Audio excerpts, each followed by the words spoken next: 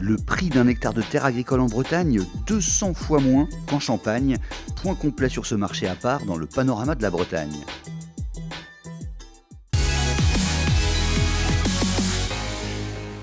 Coup de froid en centre-Bretagne. Le verglas a provoqué une dizaine d'accidents autour de Loudéac et Callac dans les Côtes d'Armor ce jeudi matin. Et un car scolaire s'est couché dans un fossé à Plémette sans faire de blessés. La veille, les premiers flocons de l'année étaient même tombés sur le Roc Trédudon où les températures étaient passées en 20 minutes de 7 à 1,5 degré.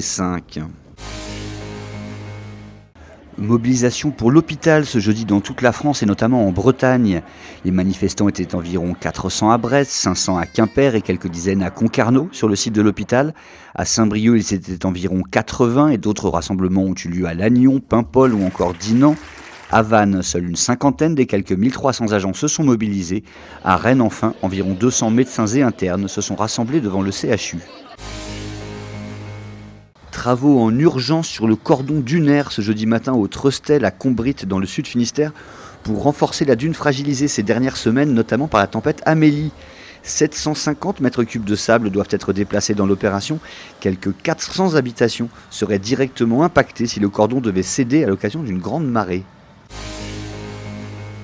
Séance inhabituelle pour les basketteuses du Landerneau Bretagne Basket mercredi, un après-midi de chant et de travaux manuels avec les résidents de l'EHPAD. Une jolie rencontre intergénérationnelle mise en place par leur entraîneur Stéphane Lété, autant pour divertir les aînés que pour ouvrir les joueuses à la réalité du monde. Enfin, menace sur les illuminations de Noël à Rochefort-en-Terre dans le Morbihan. En cause le coût des frais de sécurité dû à l'affluence provoquée par les quelques 360 000 ampoules LED. Il y a eu l'an dernier 200 000 visiteurs pour une commune de 650 habitants. Mardi soir, le conseil municipal a rejeté le budget de 28 000 € avancé par le maire, qui dirige sa commune dans un climat tendu depuis 2 ans.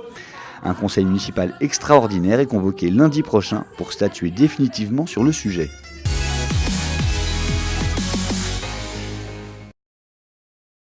Oui.